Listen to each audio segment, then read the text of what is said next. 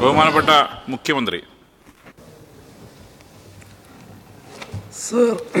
Sir, ബജറ്റുമായി ബന്ധപ്പെട്ട കാര്യങ്ങളിൽ വിശദമായ മറുപടി ബഹുമാനായ ധനമന്ത്രി തന്നെ അവതരിപ്പിക്കും. എനിക്കിവിടെ നേരത്തെ നിയമമന്ത്രി ചെയ്തതുപോലെ ഒരു സഭയെ ആകെ അല്ലെങ്കിൽ നാടിനെ ആകെ തെറ്റിദ്ധരിപ്പിക്കുന്ന രീതിയിലുള്ള ഒരു പ്രസ്താവന നേരത്തെ ബഹുമാനായ പ്രതിപക്ഷ നേതാവിൻ്റെ ഭാഗത്ത് നിന്ന് കിഫ്ബിയെ സംബന്ധിച്ചുണ്ടായി. കിഫ്ബിക്കെതിരെ എന്തെല്ലാം പറയാമോ അതെല്ലാം നേരത്തെ പറഞ്ഞുകൊണ്ടിരിക്കുന്ന ഒരാളാണ് അദ്ദേഹം. പക്ഷേ വല്ലാത്ത ഒരു അവതരണമാണ് കഴിഞ്ഞ ദിവസം നമ്മൾ കേട്ടത്. എന്താണ് പറ്റിയത് എന്ന് എല്ലാവരും ഇങ്ങനെ ചോദിക്കുന്നതിൽ തന്നെ ഉണ്ടായി. സർ, ഇവിടെ ഇന്നത്തെ നിലയിലുള്ള കിഫ്ബി എങ്ങനെ ഏത് സാഹചര്യത്തിലാണ് രൂപപ്പെട്ടത് എന്നത് ഹ്രസ്വമായി വിശദീകരിക്കുന്നത് നല്ലതാണെന്ന് തോന്നുന്നു. പ്രതിപക്ഷ നേതാവിന് അറിയാത്തതുകൊണ്ടല്ല, എന്നാലും ബഹുമാനപ്പെട്ട പ്രതിപക്ഷ നേതാവ് കൂടി അത് മനസ്സിലാക്കുന്നതിന് സഹായകരമാകുമെന്നാണ് തോന്നുന്നത്. കിഫ്ബി ഇന്നത്തെ നിലയിൽ പരിവർത്തിക്കപ്പെട്ട പശ്ചാത്തലവും ആ സംവിധാനം ചെയ്ത കാര്യങ്ങളും കൃത്യമായി മനസ്സിലാക്കിയിരുന്നെങ്കിൽ അദ്ദേഹം ഈ സഭയിൽ ഉന്നയിച്ച ആക്ഷേപങ്ങളൊന്നും ഉന്നയിക്കാൻ തയ്യാറാകുമായിരുന്നില്ല. ഇനി അഥവാ ഈ കാര്യങ്ങളെല്ലാം മനസ്സിലാക്കിയിട്ട് തന്നെയാണ് ആക്ഷേപം ഉന്നയിച്ചത് എന്നാണെങ്കിൽ അതിനെ രാഷ്ട്രീയ പ്രേരിതം എന്ന് മാത്രമേ പറയാൻ പറ്റൂ. രാഷ്ട്രീയ പ്രേരിതമായി പറയുന്ന കാര്യങ്ങൾക്ക് വസ്തുതകളുമായി ബന്ധമുണ്ടാകണമെന്നില്ലേ? അങ്ങനെ ഒരു പുതിയ രീതി വന്നുകൊണ്ടിരിക്കുന്നുണ്ട്. ആ ബന്ധമില്ലായ്മയാണ് പ്രതിപക്ഷ നേതാവിൻ്റെ വാദങ്ങളുടെ ദൗർബല്യത്തിന് അടിസ്ഥാനം. സർ, 1999 കിഫ്ബി ആക്ട് ഭേദഗതി ചെയ്യാനുണ്ടായ സാഹചര്യം സാമ്പത്തിക മരവിപ്പ്, വികസന മുരടിപ്പ്, അടിസ്ഥാന വികസന മേഖലയിൽ നിശ്ചലത, സാമ്പത്തിക വളർച്ചയിലെ മാന്ദ്യം, ബജറ്റിന് പുറമേയുള്ള വിഭവസമാഹരണം, ഇതൊക്കെ ഒരു അസാധ്യമായ നില. ഈ രംഗങ്ങളിലൊന്നും കിഫ്ബിക്കൊന്നും ചെയ്യാനില്ലാത്ത അവസ്ഥയായിരുന്നു. കിഫ്ബി എന്ന് ആരും വലിയ തോതിൽ കേട്ടിട്ടില്ലാത്ത സ്ഥിതിയായിരുന്നു. അതായിരുന്നു 2016 വരെയുള്ള സ്ഥിതി. ഈ മരവിപ്പിനെ മുറിച്ചു കടക്കാനും ബജറ്റിൻ്റെ പരിമിതിക്കപ്പുറത്ത് വിഭവസമാഹരണവും അടിസ്ഥാന സൗകര്യ വികസനത്തിനായുള്ള വിനിയോഗവും ഉറപ്പാക്കാനും അടിയന്തരമായി ചിലത് ചെയ്തേ മതിയാവൂ എന്ന നില വന്നു. ആ യാഥാർത്ഥ്യം മനസ്സിലാക്കി ഭാവനാപൂർണവും പ്രായോഗികവുമായി LDF സർക്കാർ നടത്തിയ ഇടപെടലായിരുന്നു 1999 കേരള അടിസ്ഥാന സൗകര്യ നിക്ഷേപ നിധി നിയമം ഭേദഗതി ചെയ്യൽ. സർ, അങ്ങനെയാണ് കിഫ്ബി വഴിയുള്ള അടിസ്ഥാന സൗകര്യ വികസന പദ്ധതികൾ പ്രഖ്യാപിച്ചത്. എല്ലാവർക്കും അറിയാവുന്നതാണ്. 5 വർഷം കൊണ്ട് 50,000 കോടി രൂപയുടെ വികസന പ്രവർത്തനങ്ങളാണ് അതുവഴി ഉദ്ദേശിച്ചത്. അത് പ്രതീക്ഷകളെയും ലക്ഷ്യങ്ങളെയും കടന്ന് ഈ കഴിഞ്ഞ 8.5 വർഷം കൊണ്ട് 87,521 കോടി 36 ലക്ഷം രൂപയുടെ 1,147 പദ്ധതികളുടെ വിജയകരമായ നിർവഹണത്തിലേക്ക് ഉയർന്നിരിക്കുകയാണ്. ഇതൊക്കെ അറിയപ്പെടുന്ന വസ്തുതകളാണല്ലോ. ഇത് കേരളത്തിൽ ഒന്നും ശരിയാവില്ല എന്ന് വാദിച്ചവരെയും വിഭവങ്ങളുടെ അഭാവത്തിൽ ആകെ മുരടിക്കുന്ന അവസ്ഥയിൽ കേരളം അടിഞ്ഞു കിടന്നുകൊള്ളും എന്ന് പ്രതീക്ഷിച്ചിരുന്നവരെയും ഒട്ടൊന്നുമല്ല പരിഭ്രമിപ്പിച്ചത്. വഴിയില്ലാത്തടത്ത് വഴി വെട്ടുകയായിരുന്നു, മരവിപ്പിനെ മുറിച്ചു കടക്കുകയായിരുന്നു. അതാണ് LDF സർക്കാർ ചെയ്തത്. 25-50 വർഷം കാത്തിരുന്നാൽ മാത്രം ഒരുപക്ഷെ നടന്നേക്കാവുന്ന കാര്യങ്ങൾ, അത്യന്താപേക്ഷിതമായ അടിസ്ഥാന സൗകര്യ വികസന കാര്യങ്ങൾ, ഇവ ഒട്ടും കാത്തിരിക്കാതെ ഇപ്പോൾ തന്നെ ചെയ്യുക. അതും ഭാവി വരുമാനത്തെ സെക്യൂരിറ്റൈസ് ചെയ്തുകൊണ്ട് വിദൂര ഭാവിയിലേത് സമീപഭാവിയിലേക്ക് അടുപ്പിക്കുക. ഭാവി പദ്ധതികളെ വർത്തമാനകാലത്ത് നടപ്പാക്കുക. ഇതാണ് ഉണ്ടാവുന്നത്.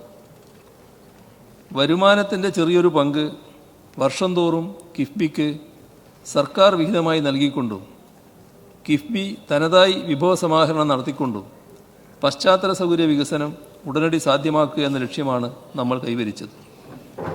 കിഫ്ബിയെ പുനർജീവിപ്പിച്ചതിലൂടെ പ്ലാൻ ഫണ്ടിന് പുറമേയുള്ള അധിക വിഭവസമാഹരണവും അതിലൂന്നിയുള്ള വികസന പ്രവർത്തനങ്ങളുമാണ് സംസ്ഥാനത്ത് നടന്നത്.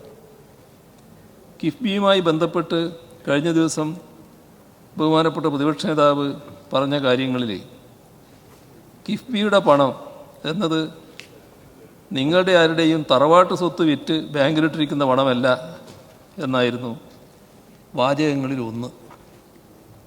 സർ, തറവാടും സ്വത്തുമൊക്കെയായി അദ്ദേഹം ഇപ്പോഴും കാര്യങ്ങളെ അങ്ങേയറ്റം യാഥാസ്ഥികമായി കാണുന്നു എന്നാണ് ഇത് കാണിക്കുന്നത്. എന്നാൽ കിഫ്ബി എന്നത് സംസ്ഥാനത്തിൻ്റെ ചരിത്രത്തിലെ ഒരു നൂതനവും ധീരവുമായ കാൽവെപ്പാണ്. വികസനത്തിൻ്റെ ബദൽ മാതൃകയാണ്. അതിൻ്റെ നേട്ടങ്ങൾ അദ്ദേഹത്തെ ചൊടിപ്പിക്കുന്നതിൽ അസ്വാഭാവികതയൊന്നുമില്ല. യാഥാസ്ഥിക കാഴ്ചപ്പാടുകളുമായി നിൽക്കുന്ന അദ്ദേഹത്തിന് ഇത് ഉൾക്കൊള്ളാൻ കഴിയാതെ പോകുന്നതിൽ അത്ഭുതവുമില്ല. സർ, പ്ലാൻ ഫണ്ടിൽ കുറവ് വരുത്തുന്നു എന്നതാണ് പ്രതിപക്ഷ നേതാവിൻ്റെ ഒരു ആക്ഷേപം. ഇവിടെ കുറച്ച് പഴയ കണക്കുകൾ കൂടി നോക്കാം. ബജറ്റ് രേഖകൾ പരിശോധിച്ചാൽ മനസ്സിലാകുന്ന ഒരു കാര്യമുണ്ട്. ഉമ്മൻചാണ്ടി സർക്കാരിൻ്റെ അവസാന 3 വർഷത്തെ ആകെ മൂലധന ചെലവ് 16,049 കോടി രൂപയായിരുന്നു. എന്നാൽ കഴിഞ്ഞ 3 വർഷത്തിലെ കിഫ്ബിയിലൂടെ മാത്രമുള്ള മൂലധന ചെലവ് ഇതിലധികമാണ്. 17,857 കോടി രൂപയാണ് ബജറ്റിനു പുറമെ കഴിഞ്ഞ 3 വർഷത്തിൽ കിഫ്ബിയിലൂടെ മാത്രം വികസന പ്രവർത്തനങ്ങൾക്ക് ചെലവാക്കിയത്. ഈ LDF സർക്കാരിൻ്റെ കഴിഞ്ഞ 3 വർഷത്തിലെ മൂലധന ചെലവ് മാത്രം എടുക്കുക, അത് 41,773 കോടി രൂപയാണ്. ഇത് ഉമ്മൻചാണ്ടി സർക്കാരിൻ്റെ കാലത്തിനേക്കാൾ 2.6 മടങ്ങാണ് എന്നതാണ് വസ്തുത. ഇനി സംസ്ഥാന സർക്കാരിൻ്റെയും കിഫ്ബിയുടെയും ഒരുമിച്ച് കണക്കാക്കിയാൽ ഇത് കഴിഞ്ഞ 3 വർഷത്തിൽ 59,630 കോടി രൂപയാണ്. അതായത് ഉമ്മൻചാണ്ടി സർക്കാരിൻ്റെ കാലത്തിൻ്റെ 3.72 മടങ്ങ്. ഇത്തരത്തിൽ സർക്കാരിൻ്റെ നേരിട്ടുള്ള മൂലധന ചെലവ് ബജറ്റിലൂടെ ഉയർത്തുന്നതിന് പുറമെ കിഫ്ബിയിലൂടെയും കണ്ടെത്തുകയാണ് സർക്കാർ ചെയ്തത്. ഇതേക്കുറിച്ച് കൃത്യമായ ധാരണയില്ലാതെയാണ് ബഹുമാനപ്പെട്ട പ്രതിപക്ഷ നേതാവ് പ്ലാൻ ഫണ്ടിൽ കുറവ് വരുത്തുന്നു എന്ന തരത്തിൽ അടിസ്ഥാനരഹിതമായ ആരോപണം ഉയർത്തിയത്. കിഫ്ബിയുടെ മസാല ബോണ്ടും AFD മുഖേന കൊച്ചി മെട്രോ സമാഹരിച്ച വായ്പയും തമ്മിലുള്ള അടിസ്ഥാന വ്യത്യാസങ്ങൾ പ്രതിപക്ഷ നേതാവിന് കൃത്യമായി മനസ്സിലായിട്ടില്ല എന്നാണ് തോന്നുന്നത്. ഈ വിഷയം സഭയിൽ നിരവധി തവണ ചർച്ച ചെയ്യപ്പെട്ടിട്ടുള്ളതും വിശദമായ വിവരങ്ങൾ സഭയിൽ സമർപ്പിക്കപ്പെട്ടുള്ളതുമാണ്. എന്നിട്ടും മനസ്സിലായില്ലെങ്കിൽ വീണ്ടും അതുമായി ബന്ധപ്പെട്ടുള്ള വിശദീകരണമാവാം. കൊച്ചി മെട്രോയ്ക്ക് വേണ്ടി ഫ്രഞ്ച് കമ്പനിയായ AFDയിൽ നിന്നും എടുത്ത വായ്പയെ കിഫ്ബിയുടെ മസാല ബോണ്ടുമായി താരതമ്യം ചെയ്യുവാൻ കഴിയില്ല. അഥവാ അതിന് ശ്രമിക്കുന്നെങ്കിൽ അതിനു മുൻപ് US ഡോളറിലോ യൂറോയിലോ ഉള്ള വായ്പയെ ഇന്ത്യൻ കറൻസി അടിസ്ഥാനമാക്കിയുള്ള മസാല ബോണ്ടിലേക്ക് പരിവർത്തനപ്പെടുത്തേണ്ടതുണ്ട്. സർ, ഇത് പരിശോധിച്ചാൽ കാണുക, അന്ന് കിട്ടാവുന്ന ഏറ്റവും കുറഞ്ഞ നിരക്കിലാണ് കിഫ്ബിക്ക് വിദേശ ധനകാര്യ വിപണിയിൽ നിന്ന് പണം ലഭിച്ചത്. കിഫ്ബിയുടെ ബോണ്ടിന് ഫോറിൻ എക്സ്ചേഞ്ച് റിസ്ക് ഒന്നും തന്നെയില്ല. എന്നാൽ കൊച്ചി മെട്രോയുടെ AFD വായ്പയിൽ ഈ ഫോറിൻ എക്സ്ചേഞ്ച് റിസ്ക് ഉണ്ട്. കരാർ പ്രകാരം ഈ തുക കേരള സർക്കാർ വഹിക്കേണ്ടതുമാണ്. കിഫ്ബിയിലെ CAG ഓഡിറ്റ് സംബന്ധിച്ചുള്ളതാണ് മറ്റൊരാക്ഷേപം. CAG ഓഡിറ്റുമായി ബന്ധപ്പെട്ട് 101 ആവർത്തിച്ച ഇല്ലാ കഥയാണ് ഇത്തവണയും പ്രതിപക്ഷ നേതാവിൻ്റെ നാവിൽ നിന്ന് വന്നത്. കിഫ്ബിയിൽ CNAG ഓഡിറ്റ് നടക്കുന്നില്ല, അത് നടത്താൻ അനുവദിക്കുന്നില്ല എന്നൊക്കെയാണ് ആക്ഷേപം. തികച്ചും വസ്തുതാവിരുദ്ധമായ ആക്ഷേപമാണിത്. കിഫ്ബിയിൽ CNAGയുടെ ഓഡിറ്റ് എന്ന വിഷയം ഈ സഭയിൽ നിരവധി തവണ ചർച്ച ചെയ്യപ്പെട്ടതാണ്. കിഫ്ബിയിൽ CNAGയുടെ ഓഡിറ്റിന് ഒരു തടസ്സവുമില്ല എന്ന സത്യം ആക്ഷേപങ്ങളുടെ പശ്ചാത്തലത്തിൽ വീണ്ടും ആവർത്തിക്കട്ടെ. ഇന്ത്യൻ ഭരണഘടന പ്രകാരം പരമോന്നത ഓഡിറ്റിംഗ് സ്ഥാപനമെന്ന നിലയിൽ CNAGക്ക് കിഫ്ബിയെ ഓഡിറ്റ് ചെയ്യുന്നതിനുള്ള പൂർണ്ണ അധികാരം DPC ആക്ട് സെക്ഷൻ 14 നൽകുന്നുണ്ട്. സത്യം ഇതാണ്. ഇതിരിക്കെ കിഫ്ബിയെ ഓഡിറ്റ് ചെയ്യുന്നതിന് CNAGയെ സർക്കാർ പ്രത്യേകം ചുമതലപ്പെടുത്തേണ്ട കാര്യമില്ല. എന്നിരുന്നാലും അനാവശ്യ വിവാദങ്ങളുടെ പശ്ചാത്തലത്തിൽ കിഫ്ബിയിൽ പൂർണ്ണമായ CNAG ഓഡിറ്റിങ്ങിന് സർക്കാർ രേഖാമൂലം അനുമതി നൽകിയിട്ടുണ്ട് എന്നത് മറ്റൊരു കാര്യവുമാണ്. കിഫ്ബിയിൽ ആക്ട് പ്രകാരം നിലനിൽക്കുന്ന സ്റ്റാറ്റ്യൂട്ടറി ഓഡിറ്റുകൾക്കൊപ്പം CNAGയുടെ ഓഡിറ്റ് നടക്കുന്നുണ്ട്. CNAG audit, statutory audit, risk based internal audit, concurrent audit തുടങ്ങിയ ഓഡിറ്റുകളൊക്കെ കിഫ്ബിയിൽ നടക്കുന്നുണ്ട്. പ്രതിപക്ഷ നേതാവ് ഇതൊന്നും അറിയുന്നില്ല എന്നാണ് തോന്നുന്നത്. 2023-24 സാമ്പത്തിക വർഷം വരെയുള്ള കിഫ്ബിയുടെ എല്ലാ വരവ് ചെലവ് കണക്കുകളും പദ്ധതികൾ സംബന്ധിച്ച രേഖകളും CNAG ഓഡിറ്റിങ്ങിന് വിധേയമാക്കിയിട്ടുണ്ട്. 2020-21 മുതൽ 2023-24 വരെയുള്ള കഴിഞ്ഞ 4 വർഷത്തെ CNAG ഓഡിറ്റ് 2024 ഒക്ടോബർ 21 മുതൽ ഡിസംബർ 12 വരെ കിഫ്ബിയിൽ നടന്നു. 53 ദിവസത്തോളം കിഫ്ബിയിൽ CAG സംഘം പരിശോധന നടത്തിയിട്ടുണ്ട്. അവർ ഉന്നയിച്ച എല്ലാ സംശയങ്ങൾക്കും നിരീക്ഷണങ്ങൾക്കും കിഫ്ബി മറുപടിയും നൽകിയിട്ടുണ്ട്. CNAG ഓഡിറ്റ് റിപ്പോർട്ടുകൾ അസംബ്ലിയിൽ വെക്കുന്നില്ല എന്ന ആരോപണം തികച്ചും അടിസ്ഥാനരഹിതമായ ഒന്നാണ്.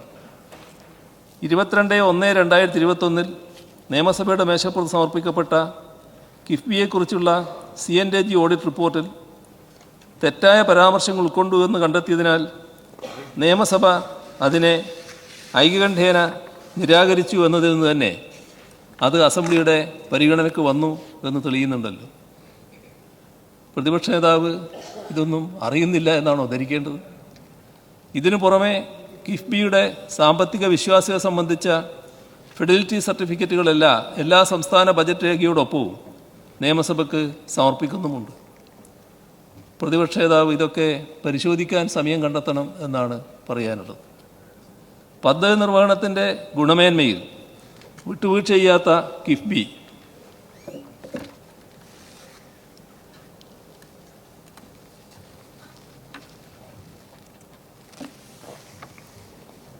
ഒരു പദ്ധതിയുടെ അംഗീകാരത്തിന് മുൻപും അതിനുശേഷവും പദ്ധതിയുടെ നിർവഹണ സമയത്തും അതിൻ്റെ ഗുണനിലവാരം ഉറപ്പുവരുന്നതിൽ ശ്രദ്ധ ചെലുത്തുന്നുണ്ട്.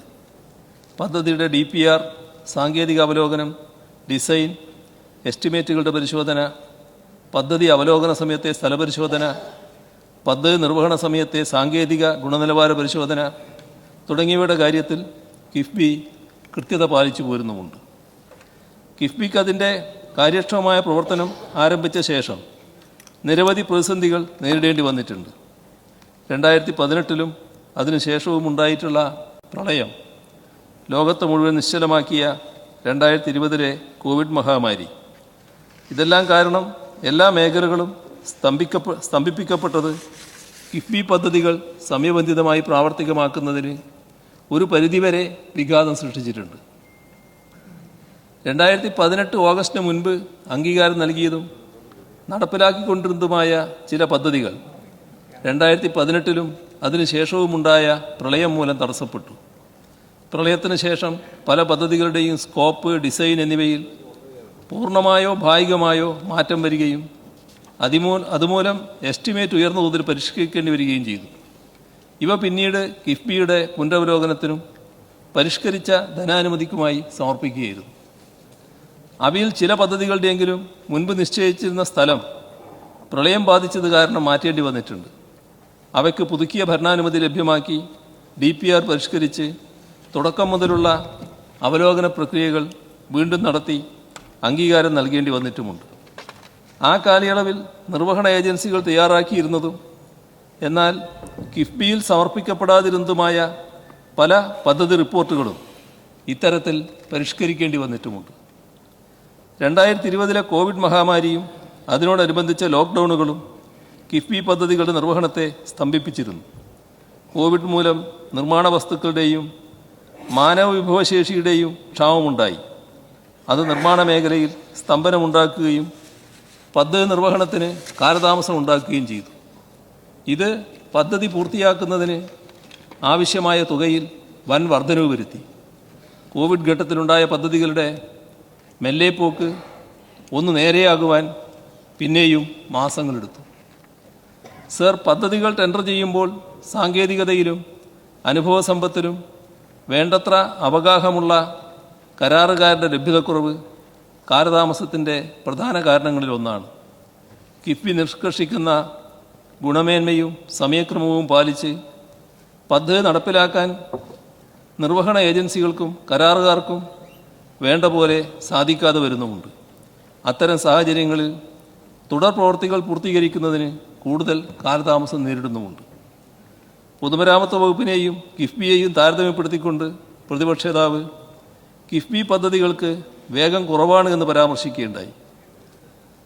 വർദ്ധിച്ചു വരുന്ന വാഹന സാന്ദ്രത കണക്കിലെടുത്ത് റോഡുകൾ നിലവിലുള്ള വീതിയിൽ അഭിവൃദ്ധിപ്പെടുത്തുന്നതിന് പകരം അധികമായി ഭൂമി ഏറ്റെടുത്ത് വീതി കൂട്ടിയും വളവുകൾ നിവർത്തിയും ഡിസൈൻ റോഡുകളായാണ് ഭൂരിഭാഗം കിഫ്ബി റോഡുകളും നിർമ്മിക്കുന്നത്.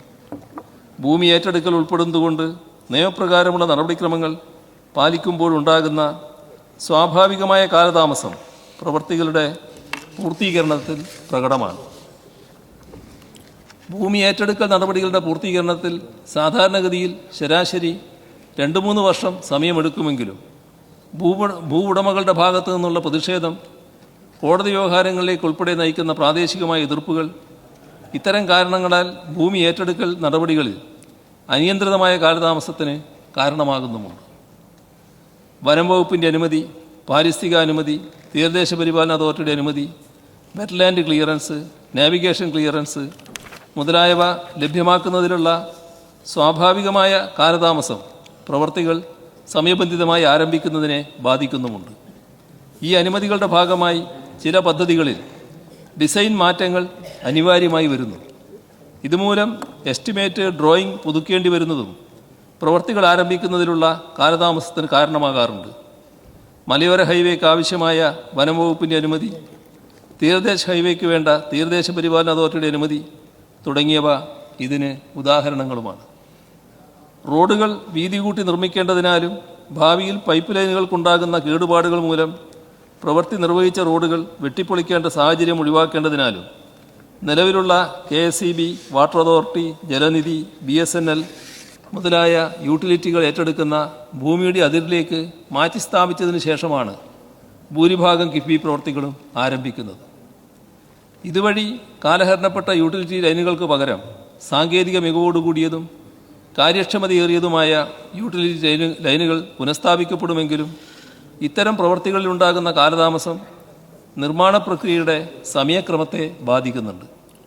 ഇത്തരത്തിൽ ഗുണമേന്മയുടെ സുസ്ഥിരമായ വികസന പദ്ധതികൾ ആവിഷ്കരിച്ച് നടപ്പിലാക്കുമ്പോൾ നേരിടേണ്ടി വരുന്ന സ്വാഭാവികമായ സമയദൈർഘ്യത്തെയാണ് കാലതാമസമെന്നും പദ്ധതികളുടെ ഇഴഞ്ഞുപോക്കെന്നും ഇവിടെ വിമർശിച്ചത്. റെയിൽവേ മേൽപ്പാലങ്ങളുടെ കാര്യം. റെയിൽവേയുടെ ഭാഗത്തു നിന്നും GAD, ജനറൽ അറേഞ്ച്മെൻറ്റ് ഡ്രോയിങ്സ് അംഗീകാരം ലഭിക്കുവാനുണ്ടാകുന്ന കാലതാമസമാണ് പ്രധാനമായും റെയിൽ ഓവർബ്രിഡ്ജ് പദ്ധതികൾ തുടങ്ങുന്നതിന് തടസ്സമാകുന്നത്. GADക്ക് റെയിൽവേയുടെ അംഗീകാരം ലഭിച്ചാൽ മാത്രമേ പദ്ധതിയുടെ ഭൂമി ഏറ്റെടുക്കൽ നടപടികൾ ആരംഭിക്കാൻ കഴിയുകയുള്ളൂ. മേൽപ്പാലത്തിൻ്റെ റെയിൽവേ ലൈൻ കടന്നുപോകുന്ന ഭാഗത്തുള്ള സ്പാനുകളുടെ നിർമ്മാണം റെയിൽവേ നേരിട്ടോ അനുബന്ധ സ്ഥാപനങ്ങളുടെ മേൽനോട്ടത്തിലോ ആയതിനാൽ ഇത്തരം പ്രവൃത്തികളിൽ റെയിൽവേയുടെ ഭാഗത്തു നിന്നും കാലതാമസം ഉണ്ടാകുന്നുണ്ട്. ഇതും പദ്ധതികളുടെ മൊത്തം പുരോഗതിയെ ബാധിക്കുന്നുണ്ട്. കൂടാതെ റെയിൽവേയുടെ പാത ഇരട്ടിപ്പിക്കൽ സംബന്ധിച്ച് നിലനിൽക്കുന്ന അനിശ്ചിതത്വം മൂലം റെയിൽവേ റോഡ് മേൽപ്പാലങ്ങളുടെ ഡിസൈൻ അന്തിമമാക്കുന്നതിന് സാധിക്കാതെ വരുന്ന സാഹചര്യവുമുണ്ട്. സർ, ജലവിഭവ വകുപ്പിൻ്റെ കീഴിൽ വരുന്ന ജലശുദ്ധീകരണ പ്ലാന്റുകൾ നിർമ്മിക്കാൻ കഴിയുന്ന വൈദഗ്ധ്യം നേടിയ കരാറുകാർ വളരെ കുറവാണ്. അതുകൊണ്ട് തന്നെ ടെൻഡർ നടപടികളിൽ ഉയർന്ന നിരക്കുകൾ കരാറുകാർ ആവശ്യപ്പെടുന്നു. ഇത് ഉയർന്ന ടെൻഡർ തുക അംഗീകരിക്കുന്നതിനുള്ള സർക്കാർ അനുമതി അനിവാര്യമാക്കുന്നു. ഇതും പദ്ധതികൾ പൂർത്തീകരിക്കുന്നതിന് കൂടുതൽ സമയം ആവശ്യമായി വരുന്ന സാഹചര്യം സൃഷ്ടിക്കുന്നു. സർ, കിഫ്ബി വഴി സംസ്ഥാന സർക്കാർ കഴിഞ്ഞ 8.5 വർഷമായി കേരളത്തിൽ കൊണ്ടുവന്നത് സമാനതകളില്ലാത്ത വികസനമാണ്. ചെല്ലാനത്ത ജനങ്ങൾ വർഷങ്ങളായി അനുഭവിച്ചു വരുന്ന ദുരിതത്തിന് അറുതി കുറിക്കാൻ കഴിഞ്ഞത് കിഫ്ബി പദ്ധതിയിലൂടെയാണ്.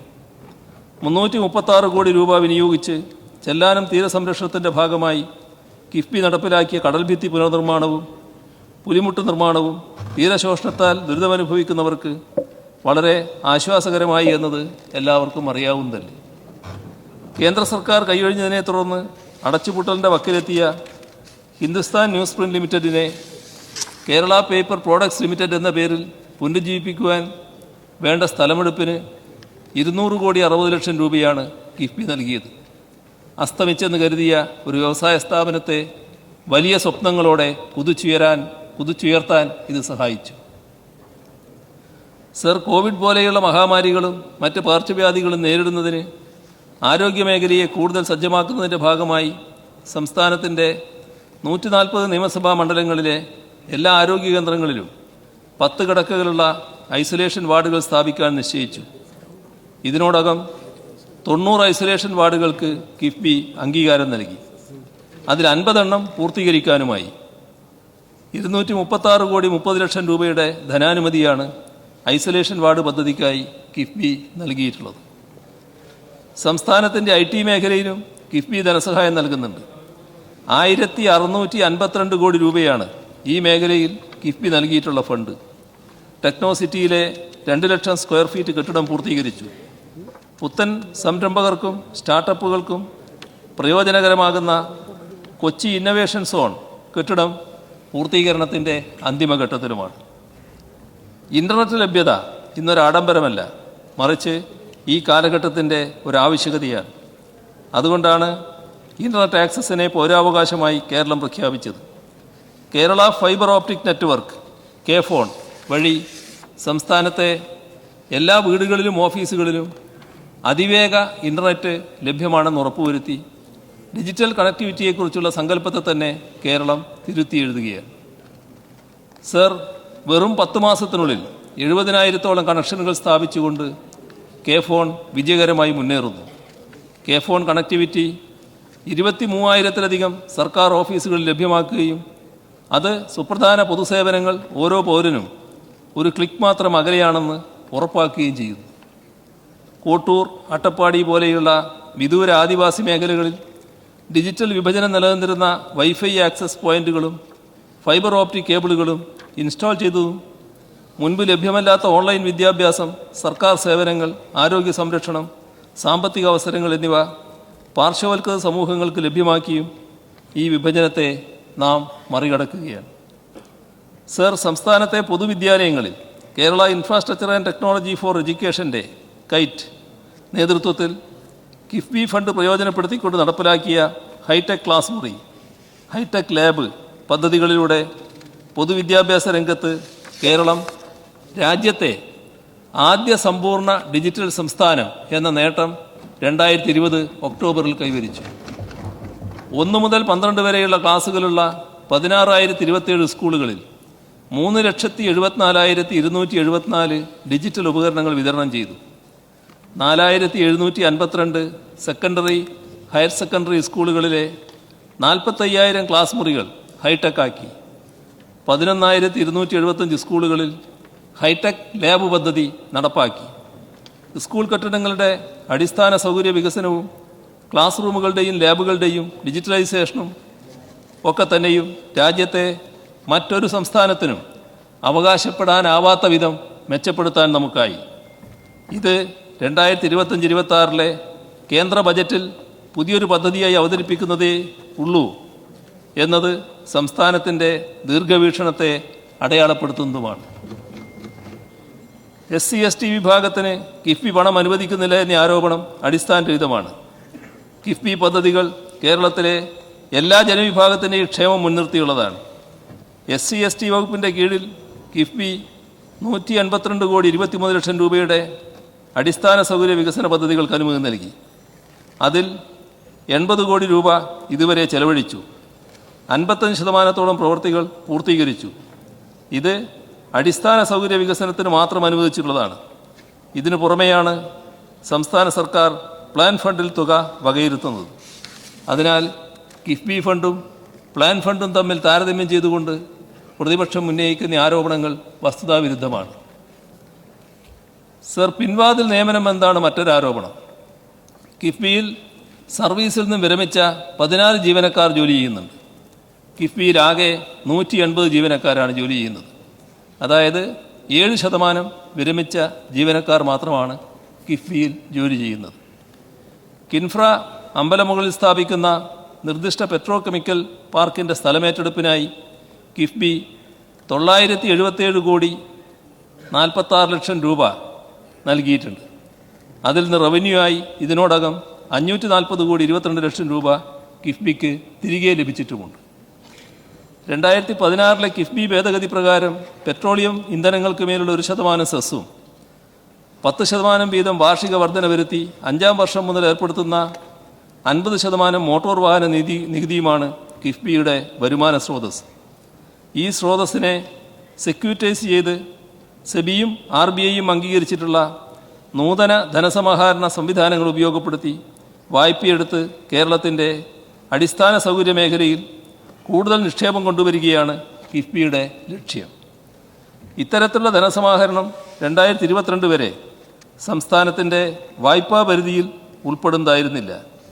ഈ സാഹചര്യത്തിലാണ് മുൻ ധനമന്ത്രി കിഫ്ബി റോഡുകളിൽ നിന്നും പാലങ്ങളിൽ നിന്നും ടോൾ പിരിക്കേണ്ടി വരില്ല എന്ന് അഭിപ്രായപ്പെട്ടത്. കേരള FRA ആക്ടിന് വിരുദ്ധമായി സർക്കാർ അവലംബിച്ച നയവ്യതിയാനത്തിൻ്റെ ഫലമായിട്ടാണ് സംസ്ഥാനത്തിൻ്റെ ലെജിറ്റിമേറ്റ് എക്സ്പെക്റ്റേഷന് വിരുദ്ധമായി 2022 കിഫ്ബിയെയും സമാന സ്ഥാപനങ്ങളെയും സംസ്ഥാനത്തിൻ്റെ കടമെടുപ്പ് പരിധിയിൽ ഉൾപ്പെടുത്തിയത്. ഇതുമൂലം 2022 സാമ്പത്തിക വർഷം സംസ്ഥാനത്തിന് 15,895,50,00,000 രൂപയുടെ അധിക വായ്പ എടുക്കലിനുള്ള അവകാശം നഷ്ടപ്പെട്ടു. മൊത്തത്തിൽ 2016 മുതൽ 2023 വരെയുള്ള സാമ്പത്തിക വർഷങ്ങളിൽ സംസ്ഥാനത്തിന് 1,07,513,09,00,000 രൂപയുടെ ചെലവ് നഷ്ടമോ വിഭവ കമ്മിയോ ഉണ്ടായി. സർ, തുടർന്ന് കിഫ്ബി വായ്പ സംസ്ഥാനത്തിൻ്റെ കടമെടുപ്പ് പരിധിയിൽ നിന്നും ഒഴിവാക്കണമെന്ന ആവശ്യം ഉന്നയിച്ച് പ്രധാനമന്ത്രിക്കും കേന്ദ്ര ധനകാര്യമന്ത്രിക്കും മുഖ്യമന്ത്രി എന്ന നിലയിൽ കത്തുകൾ അയച്ചിരുന്നു. എന്നാൽ അനുകൂലമായ നടപടികൾ ഒന്നും തന്നെ കേന്ദ്രത്തിൻ്റെ ഭാഗത്തു നിന്നുണ്ടായില്ല. അത്തരമൊരു സാഹചര്യത്തിലാണ് കേന്ദ്ര സർക്കാരിൻ്റെ സമീപനത്തിനെതിരെ കേരള സർക്കാർ സുപ്രീം കോടതിയിൽ ഭരണഘടനയുടെ അനുച്ഛേദം 131 പ്രകാരം സ്യൂട്ട് ഫയൽ ചെയ്തത്. ആ കേസ് ഇപ്പോൾ ബഹുമാനപ്പെട്ട സുപ്രീം കോടതിയുടെ പരിഗണനയിലാണ്. ആ കേസിൻ്റെ പ്രതിവാദത്തിൽ കേന്ദ്ര സർക്കാർ നിരത്തിയ ന്യായം കിഫ്ബി പദ്ധതികൾ വരുമാനദായകമല്ലെന്നും സമാന സ്ഥിതിയിലുള്ള NHAI തുടങ്ങിയ കേന്ദ്ര സർക്കാർ ഏജൻസികളെല്ലാം വരുമാനം നേടുന്നവയാണെന്നും അതുവഴി തിരിച്ചടവ് സാധ്യമാകുന്നു എന്നുമാണ്. എന്നാൽ ഇത് വസ്തുതാവിരുദ്ധമാണ്. ടോൾ വഴി വരുമാനം കണ്ടെത്തുന്ന NHAI ആകെ തിരിച്ചടവിൻ്റെ വളരെ ചെറിയൊരു ശതമാനം മാത്രമേ ടോൾ വഴി നേടുന്നുള്ളൂ. ബാക്കിയെല്ലാം ഓപ്പൺ മാർക്കറ്റ് കടമെടുപ്പും കേന്ദ്ര സർക്കാർ ഗ്രാൻറ്റുകളുമാണ്. കേരളത്തിൻ്റെ വാദങ്ങളിൽ കടമ്പുണ്ടെന്ന് കണ്ടാണ് സുപ്രീം കോടതി ഈ കേസിനെ ഭരണഘടനാ ബെഞ്ചിന് വിട്ടത്.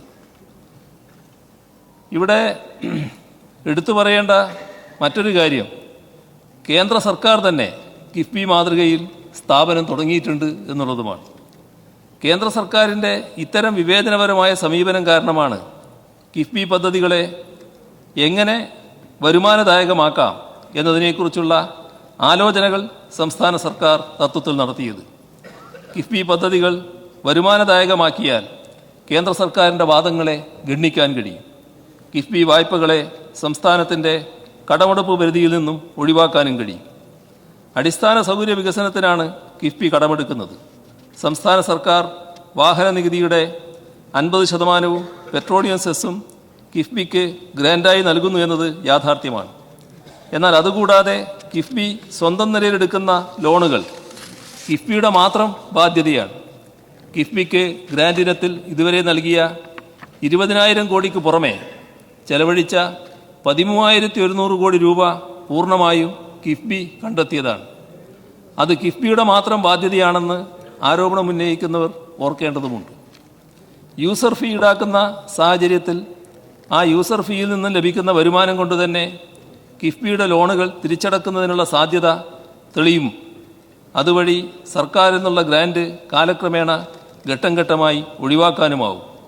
കിഫ്ബി കൃത്യമായും സത്യസന്ധമായും വായ്പകൾ തിരിച്ചടക്കുന്നത് കൊണ്ട് തന്നെയാണ് കിഫ്ബിക്ക് മികച്ച ക്രെഡിറ്റ് റേറ്റിംഗ് നിലനിർത്താൻ സാധിക്കുന്നതും ധനകാര്യ സ്ഥാപനങ്ങൾ കിഫ്ബിക്ക് വായ്പകൾ നൽകാൻ സന്നദ്ധമായി വരുന്നത്. സർ, കിഫ്ബി എന്നത് ഏറ്റവും ഉന്നത നിലവാരം പുലർത്തുന്ന ഒരു സാമ്പത്തിക സ്ഥാപനമായി പ്രവർത്തിച്ചുകൊണ്ടിരിക്കുകയാണ്. അർദ്ധസത്യങ്ങളും അടിസ്ഥാനരഹിതമായ ആരോപണങ്ങളും കൊണ്ട് എത്രയൊക്കെ തമസ്കരിക്കാൻ ശ്രമിച്ചാലും കിഫ്ബി അതിൻ്റെ ദൗത്യം വിജയകരമായി പൂർത്തീകരിക്കുക തന്നെ ചെയ്യും. അതിനെല്ലാവരുടെയും പിന്തുണയാണ് ആവശ്യമെന്നാണ് എനിക്ക് ഈ ഘട്ടത്തിൽ പറയാനുള്ളത്. ബഹുമാനപ്പെട്ട കാര്യം ഞാൻ CM പറഞ്ഞതിന് മുഴുവൻ മറുപടി പറയുന്നില്ല, അതിനുള്ള അവസരം എനിക്കില്ല. ഞാനത് പുറത്തു പറയാം. ഒറ്റ കാര്യം മാത്രം, അങ്ങ് ഞാൻ ഓഡിറ്റില്ല എന്ന് പറഞ്ഞു. ഓഡിറ്റില്ല എന്നല്ല പറഞ്ഞത്. ഓഡിറ്റ് സെക്ഷൻ 14(1) ഓഡിറ്റാണ് അവിടെ നടക്കുന്നത്. അതിന് കിഫ്ബിയുടെ അനുവാദം ആവശ്യമില്ല. അത് സ്റ്റാറ്റ്യൂട്ടറി ഓഡിറ്റ് അല്ല. കിഫ്ബി C&AG നിരന്തരമായി ആവശ്യപ്പെടുന്നത്, വർഷങ്ങളായിട്ട് നമ്മളിത് ഹൗസിൽ പറയുന്നതാണ്, സെക്ഷൻ 21 ഓഡിറ്റാണ്. സെക്ഷൻ 21 ഓഡിറ്റും സെക്ഷൻ 14 ഓഡിറ്റും തമ്മിൽ ഒരുപാട് വ്യത്യാസമുണ്ട്.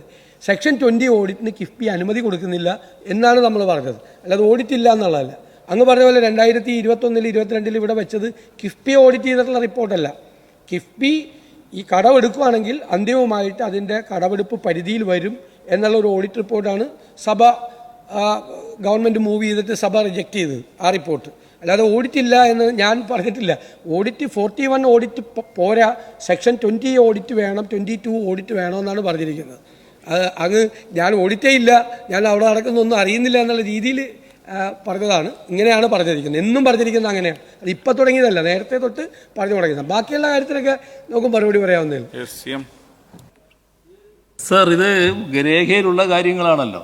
ഇപ്പോൾ അദ്ദേഹം അത് ക്ലാരിഫൈ ചെയ്യുന്നെന്ന് മാത്രമേ ഉള്ളൂ. പറഞ്ഞത് നേരത്തെ ഞാൻ പറഞ്ഞ രീതിയിലായിരുന്നു, അതുകൊണ്ടാണ് അത്തരത്തിൽ പറയേണ്ടി വന്നത്.